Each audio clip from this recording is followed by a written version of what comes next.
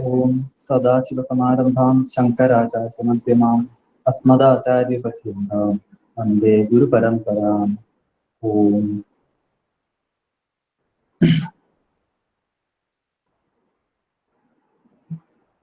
The screen is visible, right? I have shared my screen for material.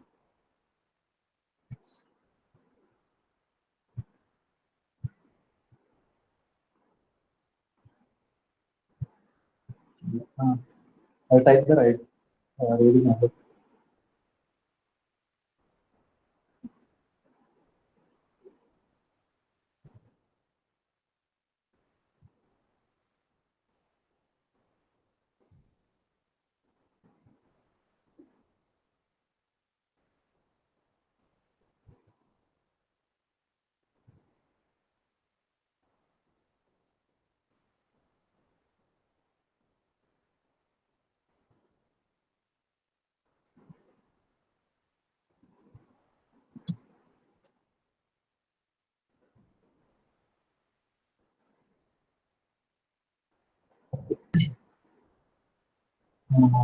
Kananji, can you start reading from 5, 6 months?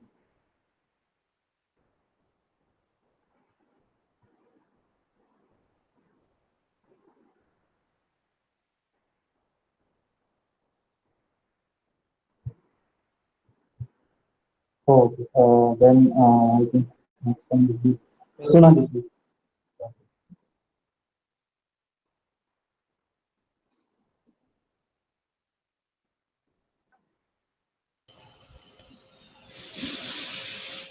I seek myself. The entire Vedanta, which is otherwise called Upanishads, can be expressed in one sentence, that is, Tattvam Asi, that thou art. Tat means that stands for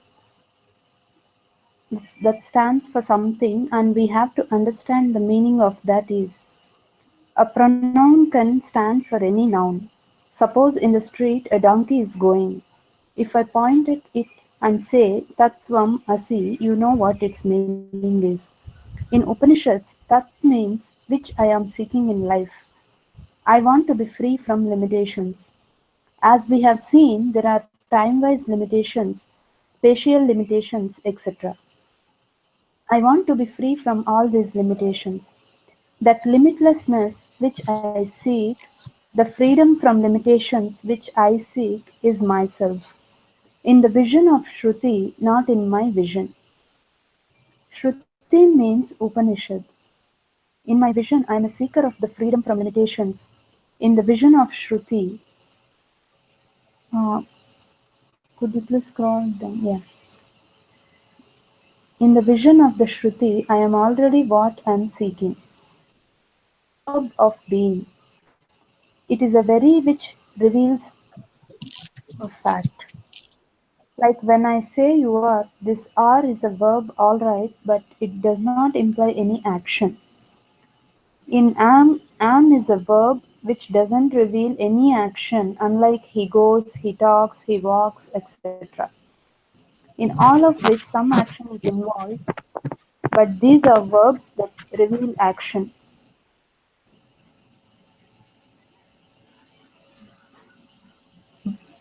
Uh, am I audible here? Yeah, you are audible.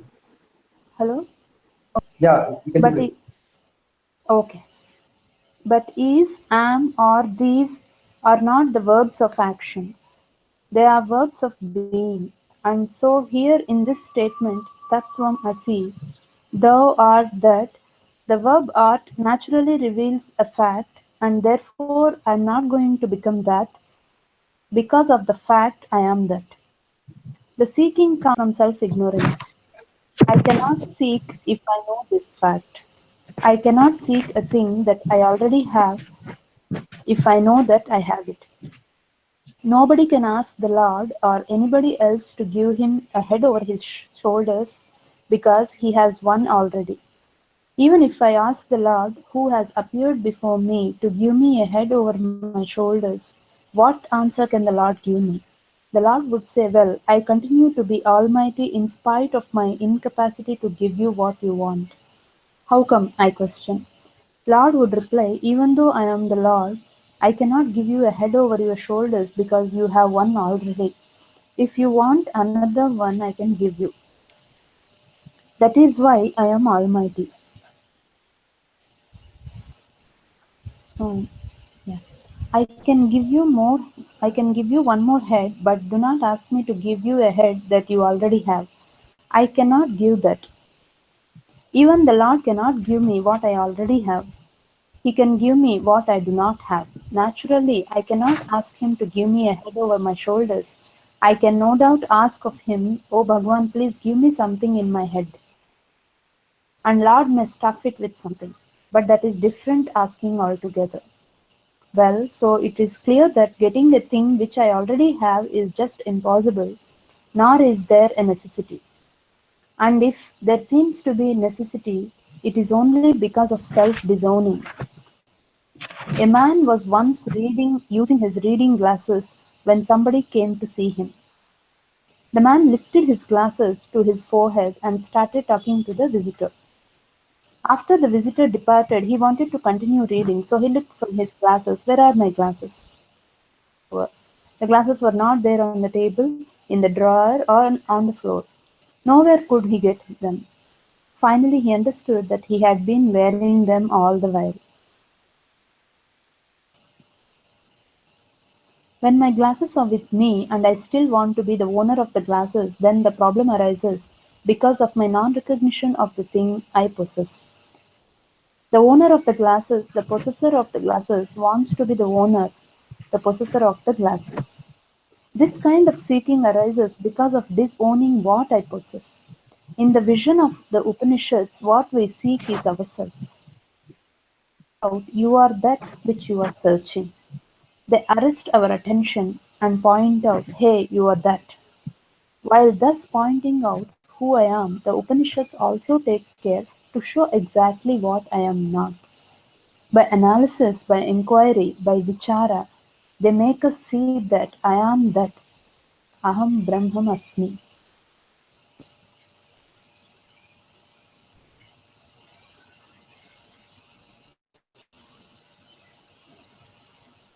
Yeah, is it done? Right.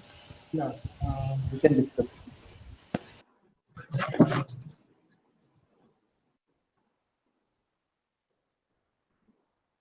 Is there any doubt or anything in this topic?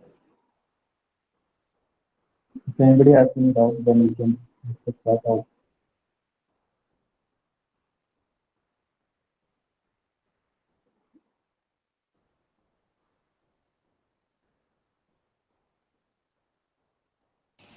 Syamala, could you please scroll it down in the last paragraph? I want to Yeah, yeah. repeat it. Um, Kananji, one second, Prasad, this Kananji had typed something. Okay, okay. How to access this? What do you mean by this? Is it, are you speaking of Brahma Vidya?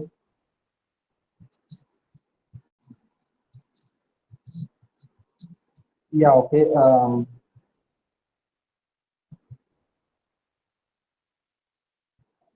Okay.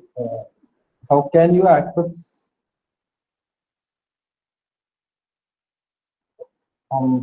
Yeah. So actually, yeah, yeah, I understand what you are asking.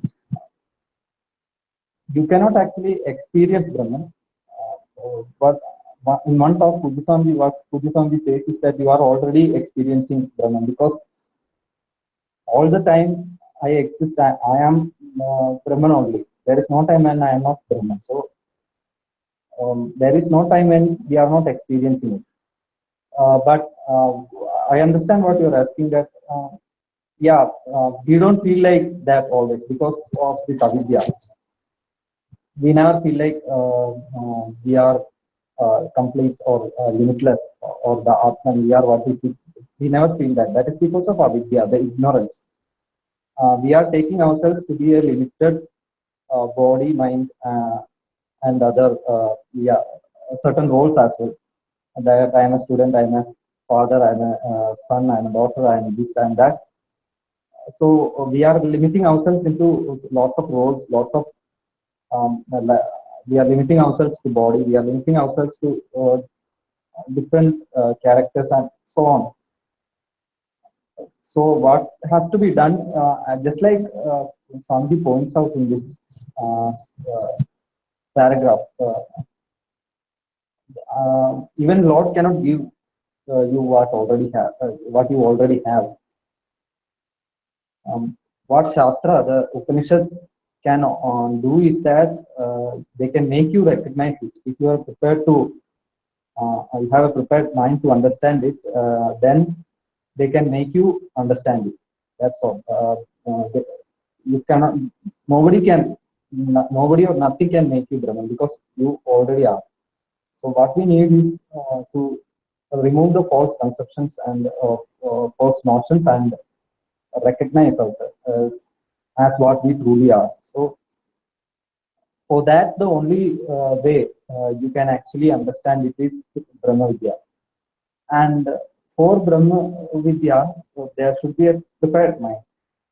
And for the and a prepared mind is actually described in Tattva Bodha as with four qualities. One is Nityanitya Vastu Viveka, which is kind of discrimination between what is Nityam, that which does not have any end or beginning, or destruction, or that that which is eternal, and that which is ever changing, and that which has a birth and death, that which has this discrimination between what is permanent and what is eternal and what is non-eternal is has to be there. Then the second quality is vairagya, that is dispassion from these other objects like worldly objects and worldly pleasures and everything that is not Nityam. And the ability to focus on Nityam and have a certain dispassion. Dispassion doesn't mean you hate it or anything. Hate is also kind of an attachment. So it's not like you hate it, or you are mature enough to see that it is not permanent, and you understand that it cannot give you what you seek, which is this limitless self, which is freedom from all insecurities. You understand that that money does not give you permanent security. It only gives you a temporary satisfaction. It does not give you the security that you are seeking. Actually, you are not seeking security. You are seeking freedom from the insecurities you have. The insecurities because of your limitations. We understand that money cannot give it to me. Other pleasures we are seeking cannot give it to me, and we understand that whatever we are seeking this in whatever we are seeking this in cannot actually give that to me, and that this can only be attained by mm, uh, by knowing the self, by knowing what you really are. When you so when we understand that, we will naturally have some uh, maturity, and that maturity gets kind of gets rid of some our this craving for or these pleasures, attachment for these pleasures and artha and kama. So and other artha and kama, it gives us that maturity. One does not need money anymore. One uses it, but understands its limitations. So he's not uh, uh, crazy about it. He's not too attached to it. So that kind of maturity is the second quality. And third quality is Samadhamadi Shat Sampattis, the sixfold qualification, which is mostly related to discipline, discipline of mind, body, sense, and all that. It's a long topic to be taken. So it is restrainment of mind, restrainment of senses, and the ability to focus and so on. And then fourth quality is mumukshutvam, which is an intense desire to be uh, to have freedom from these limitations. I mean, everyone is actually seeking this freedom from limitations, but they don't discern it. They don't really understand it. That what I'm seeking is freedom from insecurities and limitations. They think that I'm seeking money, or money will solve my problems, or this thing will solve my problem. If I get the house, then everything will be okay. If I get a job, everything will be okay, and so on. They keep on shifting from one desire to another. I think it was in the beginning of this text, Mujiswami has shown that we never cease to uh, want. That I want is always true, but what I want keeps on changing. I think it comes somewhere in the beginning of this text. So yeah, so that's the fourth quality. So these four qualities have to be gained. So yeah, and these four qualities give a prepared mind. And for a prepared mind, this Vedanta gives this Vedanta, that is Jnana, gives the understanding, and the ignorance is removed, and you are free from limitations. It's not giving you freedom. It's actually making you understand that you already have the freedom that you are seeking. I hope I'm somewhat clear.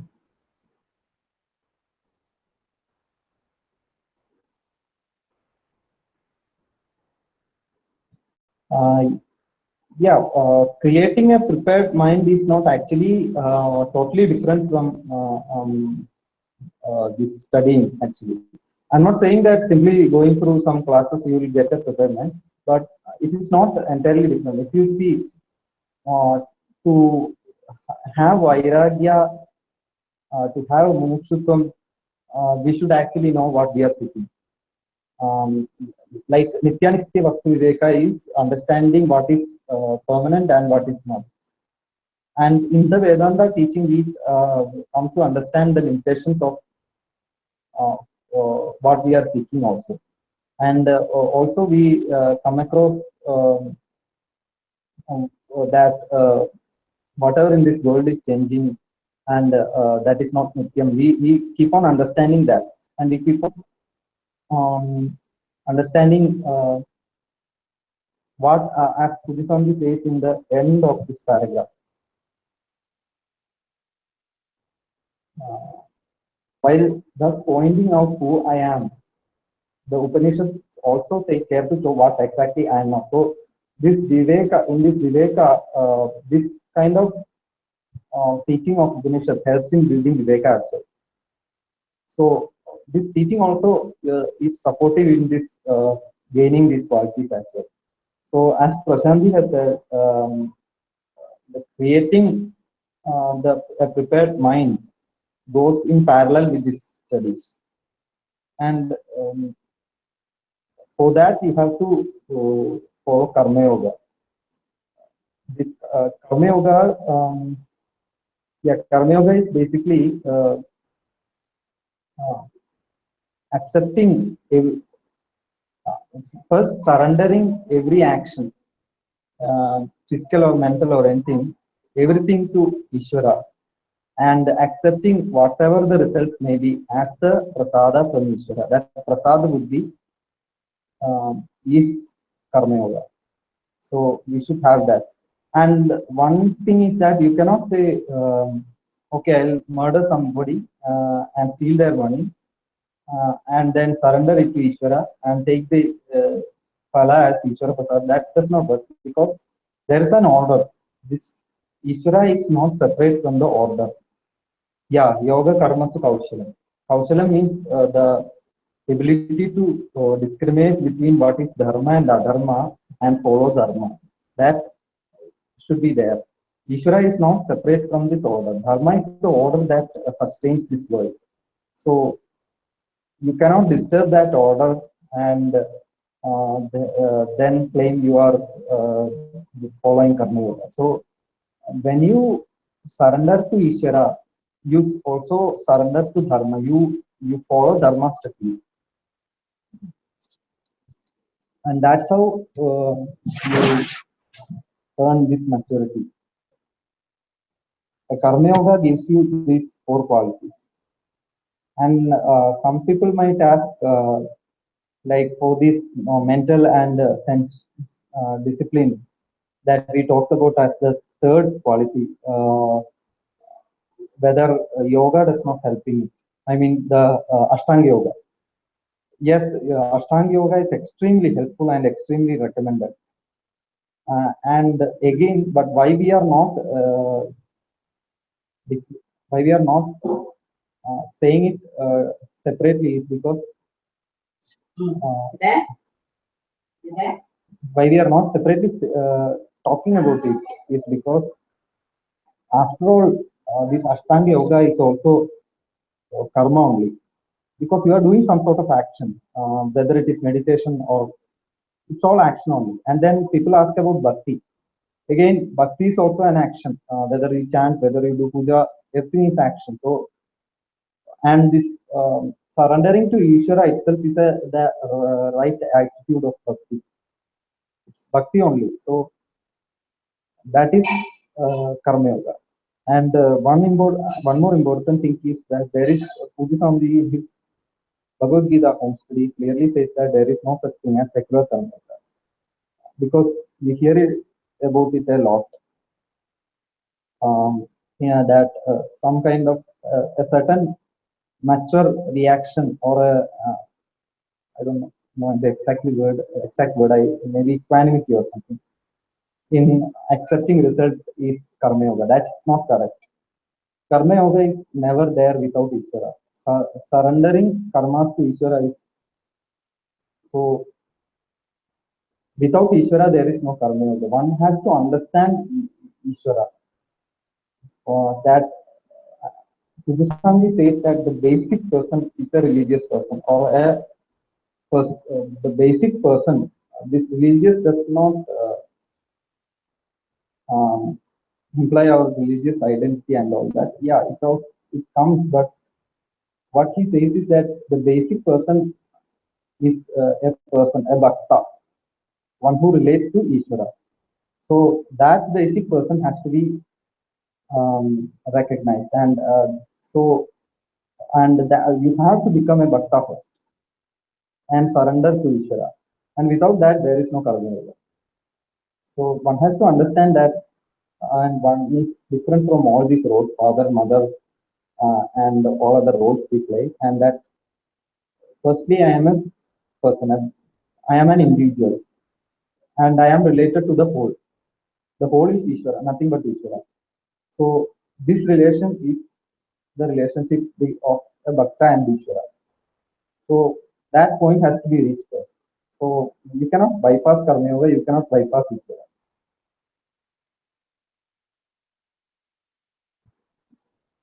Okay. So that's kind of explaining it short. Is there any other doubt or anything we have to talk about?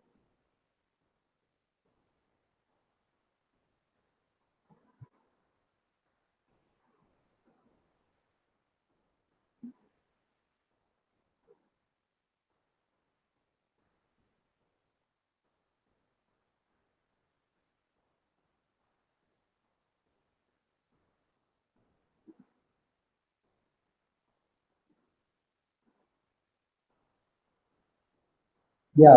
Uh, see, for anything to work, whether we are understanding it, whether it is logic, reasoning, or anything, all happens in our mind or intellect.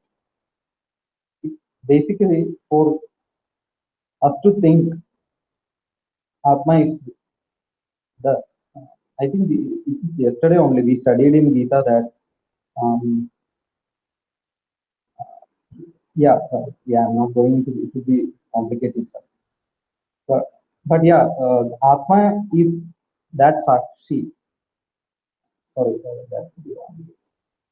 Without the Atma is without Atma, we cannot actually have any action or anything. even the thinking, except all everything happens because of this Atma. Atma is not doing anything, but only because of Atma only. Without consciousness, there cannot mind cannot think. There won't be any thoughts in mind. There won't be any reasoning in the intellect. So this Atma, or what we are searching, is what makes all this everything, including the Antakarana and everything, including Antakarana, works because of this. So they cannot understand or experience Atma because they themselves, their existence themselves is dependent upon Atma. Just like a torch cannot show the battery inside it. It can only show everything. If you try to show it the battery inside it, you have to remove it and the torch will stop functioning. So this cannot be, we cannot experience Atma through any means, because Atma is the basis for everything. Atma, so the only means to understand, only means to know Atma is by removing the ignorance, by removing the wrong conceptions we have. And for that, the means is Shastra.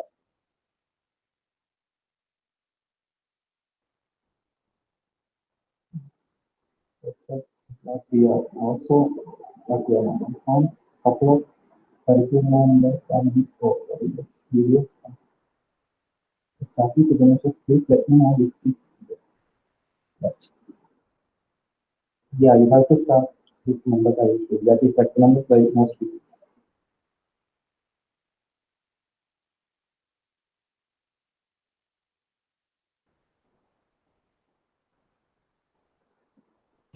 Yeah, it would be great if you go through like teachings of acharyas like Chandra, Paripurna.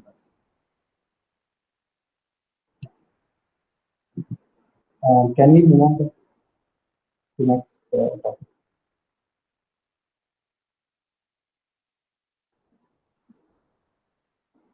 Solving this continue reading from the next subject and object. About Carry on. The subject and the object. The word and object. The inquiry starts like this. To begin with, we can reduce the whole creation to two factors. One, the subject I, and the other, the object you. These two are the only things, and there is no third factor in the creation. Just think, I am the subject and everything else is object of my knowledge. Similarly, the earth, trees, plants, flowers, branches, roots, men, women, children are all objects of my knowledge. So all the things that I know are objects of knowledge. Yet things that I do not know now, they also, when I come to know, will be what? Objects of knowledge. We are told by Shruti, by the Vedas, that there are 14 lokas in the field of experiences. Buhu, Bhuvaha, Svaha, Mahaha, Janaha, Tapaha, Satya are the 7 lokas up, and Atal, Vital, Sutal, Rasatala, Talatala, Mahatala, and Patala are the 7 lokas below. These are the 14 lokas. Suppose I go to those lokas, then every loka I visit is going to be what? Object or subject? Object. What we call hell, Naraka, that also will be the object only. If it is subject, I am Naraka. Everybody will be Naraka. I, therefore, everything including hell is an object of my knowledge. Heaven is also an object of my knowledge. God too, an object? Now suppose I happen to go to the heavens, which is considered to be the abode of God or Bhagavan. Rows of very faithful devotees have been waiting there for a long time, and they all seem dejected. But now they all are given an opportunity to see God. They are sitting there. Somehow I have gone there out of interest, and I sit somewhere in the 9th row in the back. And Bhagavan gives darshan. All right, I look at Bhagavan. or the devotees are quiet. There's a pin drop silence because nobody talks. There's Bhagavan seated. So I also cannot talk to anybody. Naturally, all of us with our eyes upon God look at God. How long will I look at this way? I'm also looking at God. It is what? That thing is over, and now I have to go near him and see him closely. Just another view of God. That also I can do immediately. Then I want to go behind him also, because when I am in front of him, I cannot see his back. How does his back look? Does he look the same as others from the back? So I go behind and notice a person sitting there. Who is this fellow? My God, he is a great thinner. I know him well, and I also know what all things he did. Somehow, he must have managed to come to heaven right in the presence of God. I am unhappy because the God is seated there is an object. Since he is an object, he can go out of my mind, and that has happened already. So another object has occupied my mind. Any object out of mind is out of sight. Out of sight is not necessarily out of mind, but definitely vice versa. Thus Bhagavan comes in my mind and goes. Therefore I am definitely better than God, because I am more powerful than God. I can dismiss God from my mind. So understand well that this kind of God is not much different from my big uncle who has got a number of industries, mills, etc., and feeds a number of people. Therefore, like my big uncle, God is another might being, but not almighty. How can he be almighty when he is different from me?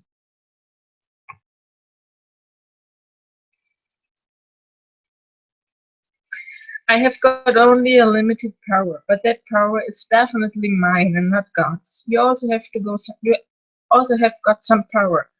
Even an ant has got a little power. Therefore, he is different from everything else. Thus, God is another person. He is an object from me. He is just another mighty being, and so he becomes limited. We will talk about God later. Well, my concern at other moment is only to discuss with you the God whom we see as a person. It is one thing to invoke God in a particular form. We can invoke the Lord even in a milestone or in any other form. It depends upon how we look upon a symbol.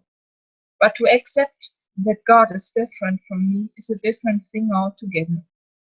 If he is different from me, he is an object. Therefore, heaven is an object, and then anything that we see or experience in heaven is also an object.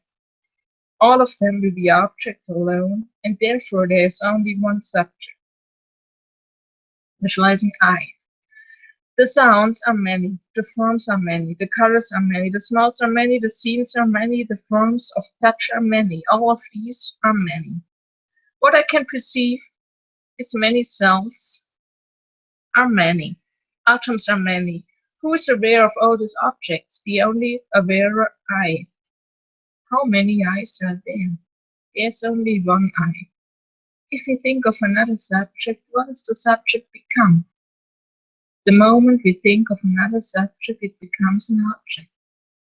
Therefore, I am the subject and everything else is the object. Now you, the object, may say that's very cheap. I look at you and you look at me, so there are two subjects. But that is not true, because when you are looking at me, what do you really look at? The physical body. You are looking at my physical body, and similarly, I am also looking at your physical body only. That is how inquiry starts. We are looking at the physical body only. We know only the physical body. So it is indeed an object of knowledge. I stop here, I think.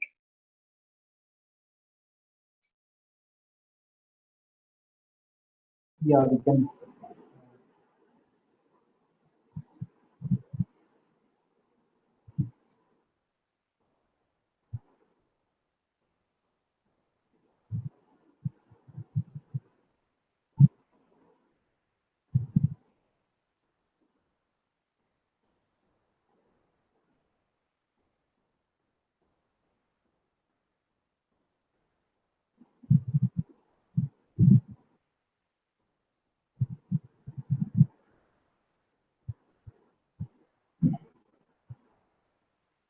Here, Kujuswami is actually dismissing the idea of God is different from me, totally different from me.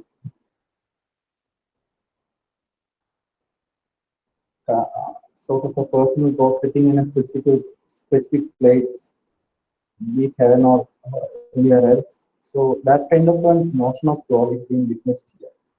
So that's the difference I would say actually between Ishvara and God. So the idea of Ishvara, of the God we are talking about in Sanatana Dharma and Vedanta, is not limited to a certain place or limited to a certain form. And we can certainly invoke him in any form or any, as Buddhism said, even NMISO. But such, the Lord is not limited, not limited. He is not limited to a form or certain place. So, Buddhism is very simply showing the fallacy of that idea that God sits in heaven or there, here or there. That's not the God. Actually, Buddhism mentions when he says that our uh, the basic person is the person connected to Ishvara. That's not the God he speaks of. But he speaks of the God who is all pervading and not limited to a certain place, who is the whole. So we understand the whole as Ishvara, and as we have a limited notion of ourselves, as we have uh, uh, a limited notion of ourselves as a person, as an individual, we connect to the whole. So that's the starting point.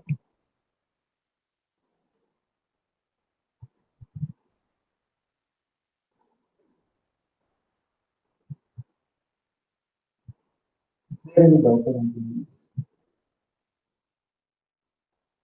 It's very clear. Sanjay is clearly demonstrating that reality of that idea of the one sits in a certain place. So every object has some limitations. So even if God were really such a person sitting in a certain place, then he would be an object and he would have limitations and he won't be almighty as uh, being said. And then uh, our problems will be continued. No matter whether we go to heaven or hell, our problems will still continue. Our problem is insecurity and uh, or the idea that we are limited. And if God is, even if he is such a God, he might have lots of securities. He might have lots of wealth. Just like Buddhism said, like a big uncle. He might be a big uncle. He might be having so much of power, so much of this, that. But again, he's limited. And so how he cannot uh, solve the problem of our insecurity, our notion that we are limited.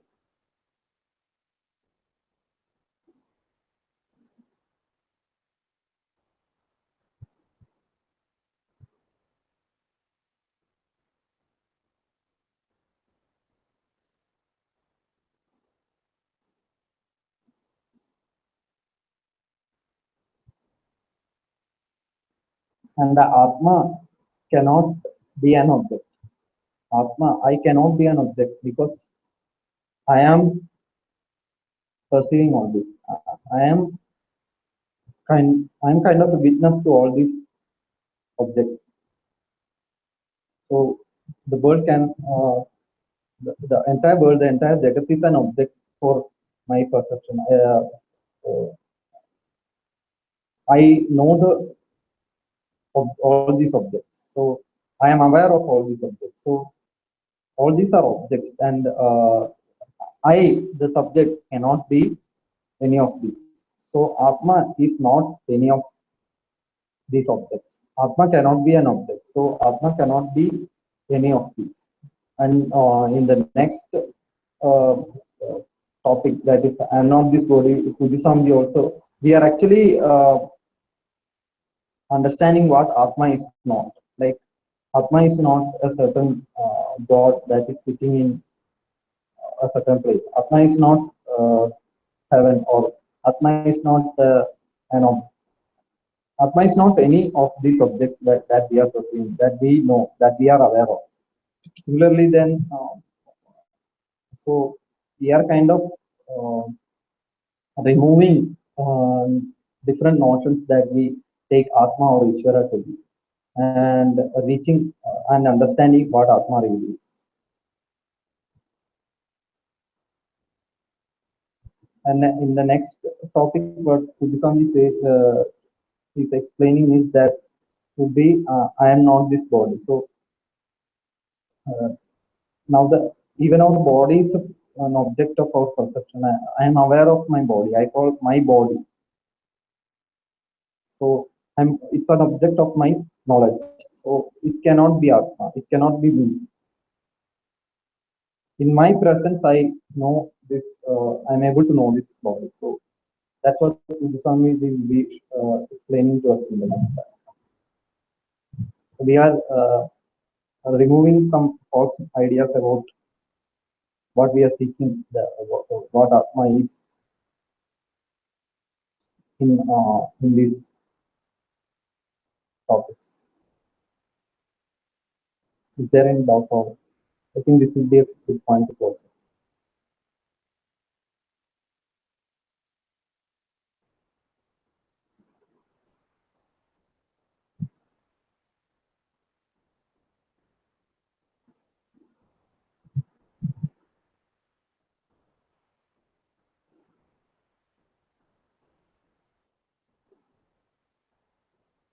So shall we close it?